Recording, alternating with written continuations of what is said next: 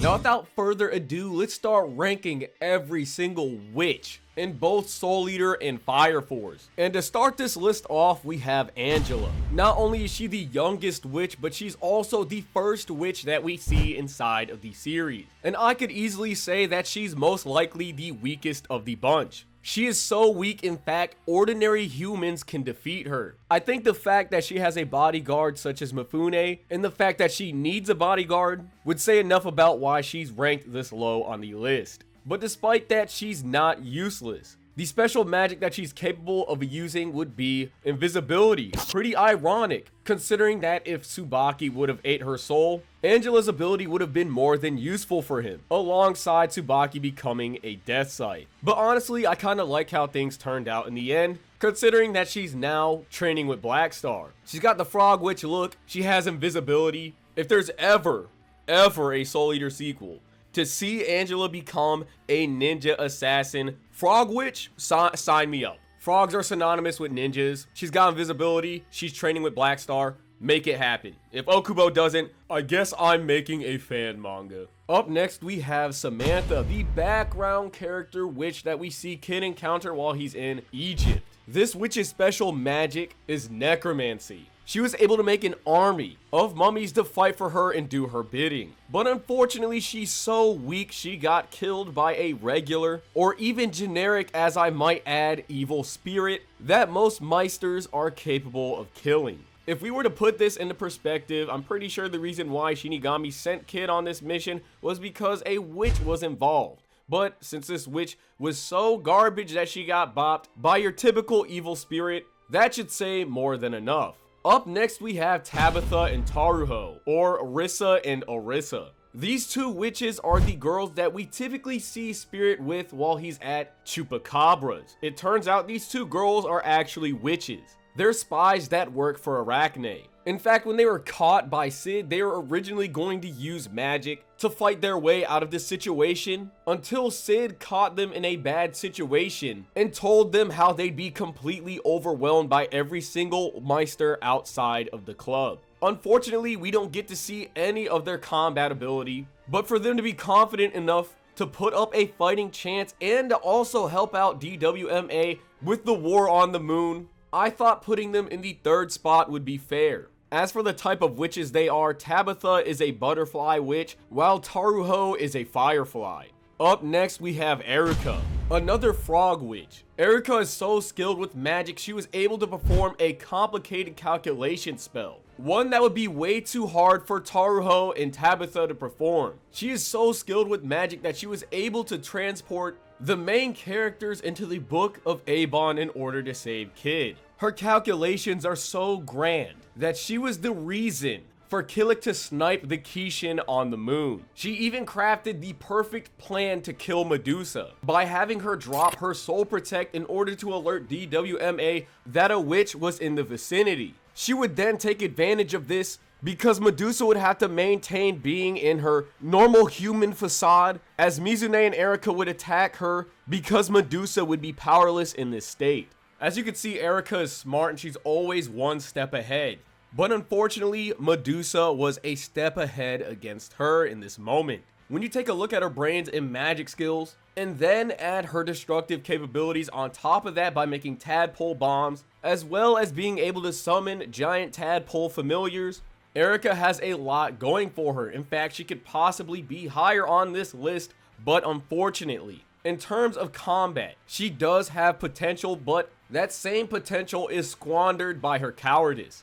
Up next, we have the Mizunes and Blair. Now, the Mizunes can split themselves up and even combine, allowing for the Mizune to take multiple different forms. When three of them are combined, they are capable of easily dicing up and destroying Arachne's goons to a point in which they'd say this display of power would be easy. At one point, the five Mizune were split up between 3 and 2. They began to barrage Blackstar with attacks, despite him completely shutting them down and basically kinda just ignored them. But when all 5 of them are combined, it seems as though they are on the same level as Blair. Blair was so strong she was able to defeat them individually, but when they do combine, unfortunately we don't see them actually fight Blair, well, I guess you could say they kind of have a different type of fight. But based on what they were capable of doing, I think it would be safe to assume that a fully fused Mizune could contest Blair. And Blair is so strong that she's able to easily kill Maka and Soul at the beginning of the series. Even Maka says this herself, we don't stand a chance against her. They only won because of Soul's quick thinking. In fact, Blair is so strong, when Maka and Soul were fighting a clown,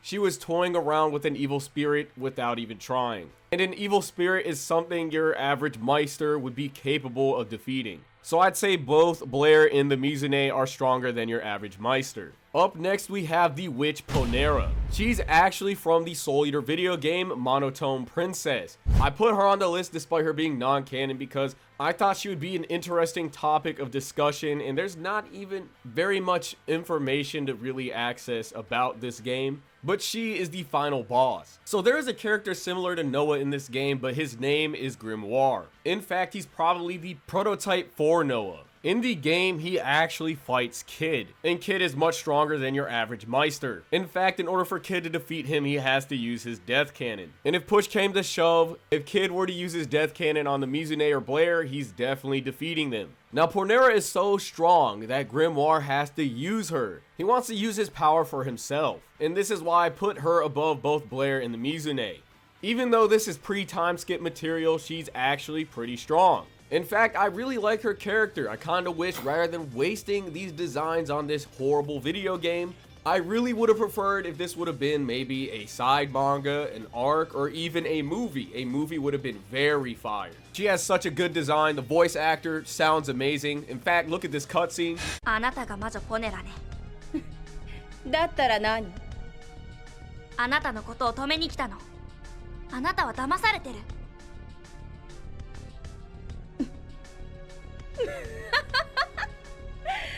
私が騙されてる？面白いこと言うのね。あなたのしていることは間違ってる。だから。間違いなんかじゃないわ。何がいけないの？ずるいじゃない。死神はあなたが自由にできて、どうして私だけがこんな暗い世界で一人ぼっちで生きなきゃならないの？ Outside of me nerding out over Soul Eater, let's take a look at this boss fight and her abilities. Similar to how the Mizune were able to combine with each other, she can combine with her stuffed animal and turn into a giant demon witch spider. She can also fly, grow butterfly wings, and shoot lasers at her opponents. Cool thing is too, she's also a witch that is actually a queen. Up next, we have the unnamed fox witch and lizard witch that we see in the witch realm. Fun drinking game. Take a shot every time I say witch. When it comes to these witches, we don't really see anything that shows any display of power that they could potentially have. But it seems as though these witches reign supreme in the witch hierarchy. In fact, the fox witch speaks directly for Maba and helps DWMA with the war on the moon. If you're that high on the totem pole, I think that says enough about your power. Up next, we have characters from Fire Force, both Maki and Iris. But Deshaun, Maki and Iris aren't witches. I don't know, man. Hinawa says Maki would be one, so you know what? She's a witch. Let this be noted, any character that's from Fire Force, I put them on the list and consider them a witch if they are a female character that have powers that go beyond that of a regular fire soldier and or captain. Now, I put Maki and Iris in this spot because of a kinda yin-yang-esque situation they got going on. Maki's got insane strength and combat ability. In fact, she was so strong, she was kinda holding up the moon even though she was kinda getting crushed. But regardless, I think this feat is still impressive nonetheless. As for Iris, she doesn't really have any combat ability, but her magic use or miracles that she uses in this case are extremely strong. Strong enough that she is the reason why Company 8 survived against Dragon, and due to these same miracles, she defended an entire island from the force of Shinra's Lightspeed Kick. Maki has good combat ability, Iris has good spells, Maki practically has no magic, and Iris's magic is crazy. So, respectively, they both excel in what they specialize in terms of being a witch to a disgusting degree. They're just lacking in opposite areas. I could only imagine if Maki had some crazy magic or if Iris had some crazy combat ability, how much higher on the list they could potentially be if they had both. For the most part, I think Maki has better combat ability than everyone below her on the list, and I feel like Iris has better magic than everyone below her on the list as well. Up next we have Haumea, and in this video I'll only be using her regular form. Now Haumea uses electricity, and she has pretty decent combat ability with it. Now the kicker here is the fact that she can literally turn anybody into her puppet due to messing with the electric signals in your brain. And to be fair, she could be high as hell on this list just because of this ability, and the fact that it's debatable on whether or not she could control said characters that are above her on the list. Hell, maybe Haumea could control the #1 spot on the list, but rather than doing that, I think it's best we keep her right here, because in terms of overall combat ability, I think she belongs here. The only known counter to these abilities, Motorhead and Radiohead, are EMPs or plasma manipulation, and you know, that's fine, but I kind of think it's boring just to be like, oh, maybe she could solo all the characters in Soul Eater, or solo all the characters in Fire Force because like, oh, she could just turn them into puppets. At the end of the day, I think it's debatable, and I think she's fine where she is. Up next, we have Kim, but more specifically, Kim when she's a member of Spartoy and is considered an elite Meister. Now, Meister in itself gives you a lot of perks and puts you ahead of the game in most combat situations simply because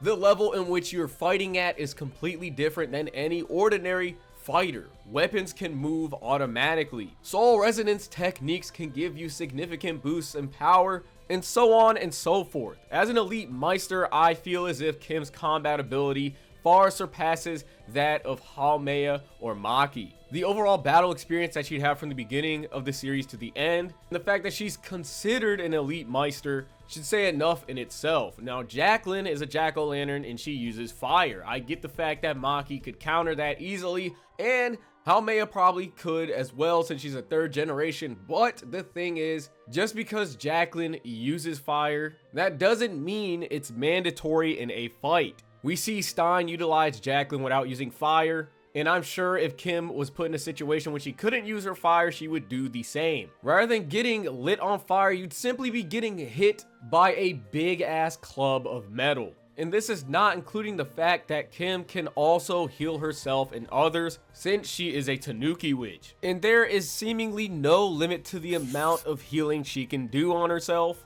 so that's pretty broken. Up next we have Free the werewolf. Now, Free is in a funny situation as well, similar to Haumea, because he is immortal. You could be like, oh, he can't die, so he's the best. But yet again, I'm not going to do that. Now, Free has some pretty insane combat ability, as he was able to take on both Manga and Blackstar at the same time. But what's even more impressive is the fact that he was able to take on a young mosquito. To be more specific, his form from 200 years ago. This form was so strong, it made Kid, Maka, and Blackstar have to retreat because it was too much for them. When we see Kid and Free fight together, Free was able to make the difference with Kid in order to take him on, and that should say enough about his strength. He's a werewolf, he has spatial magic manipulation and ice manipulation, and on top of this, he can teleport. This guy is an absolute menace, and the only difference between Free and everyone else above him on this list is the fact that they are capable of taking on a death scythe. Sophia Valk II from the Soul Eater audio drama. In this audio drama, the students go on a field trip. And during this field trip, they learn more about Poseidon and his weapon Marasaburo. Marasaburo is so broken, he can actually rival death in his soul wavelength, putting him on the same strength of a great old one. In this story, the witch that they face, Sophia, tries to cook Maka and eat her. She's so strong that she was capable of contesting both Stein and Spirit. Now, I have the full audio drama translated, and I have all of the artwork that came with it, and hopefully one day I can make a video talking about it so I can share it with the rest of you guys. Up next we have Sumire. She is so strong. As a user of the Adala Burst, she could cause earthquakes. Her power is so insane that you can't even touch her or you'll get damaged by vibrations. Up next we have the youngest of the Gorgon sisters, Shaola Gorgon, from Soul Eater Not. Honestly, she's kind of like a much weaker version of Arachne. But rather than using mental illusions to manipulate her target, she uses poison. Due to her cunning and underhanded tactics, she actually almost took DWMA out.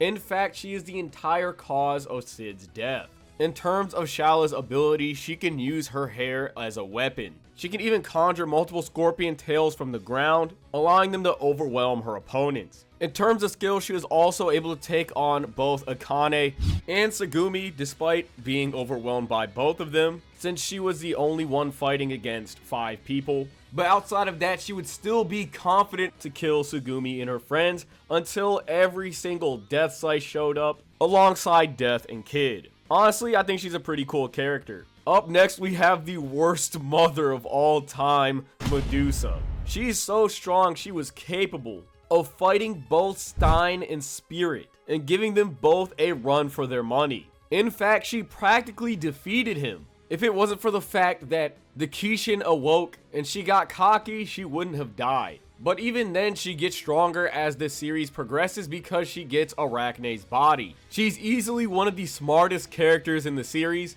being able to come up with a plan to infiltrate DWMA and awaken the Kishin, but not only this, coming up with a plan to infiltrate Arachne's base and kill her. She's so strong that her being able to fight a Death Scythe is still consistent, because when Enrique and Tezuka showed up, she was still willing to fight them. In fact, she also fought Justin Law, but unfortunately Justin Law was powered up with a Madness fusion, and even then she was still putting up a decent fight. Up next, we have the mother of all witches, Inca.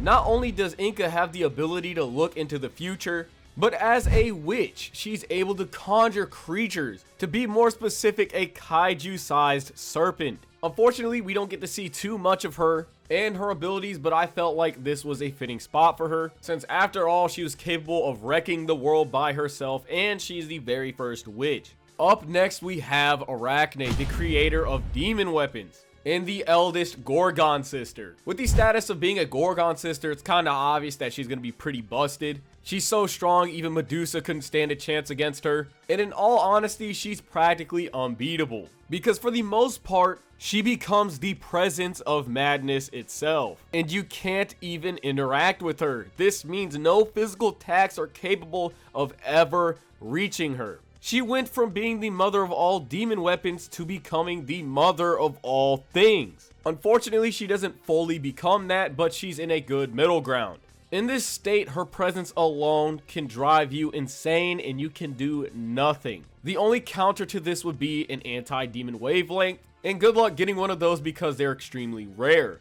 Now for the strongest witch in the entire series, I've got Maba, the god of chaos. As a great old one, she has the soul wavelength of a god, and she could contest Shinigami with this power, and that by itself should basically tell you why she's the strongest on this list. Her spatial magic is so strong. She was able to help with the war on the moon, and her magic is capable of twisting the space of the witch realm so nothing outside can ever reach their world. She can even perform a large-scale soul protect so no one can ever detect the witches. Her magic is so strong. Due to Free stealing her eyeball, he's literally permanently immortal just because he has her eyeball in his head. More or less everything that Free is capable of doing, she should be able to do at a much larger scale, and she's not even at her full power because she doesn't have both of her eyes. Now, with all that being said, I hope you guys enjoyed this video. Feel free to recommend the next video that you guys would like to see.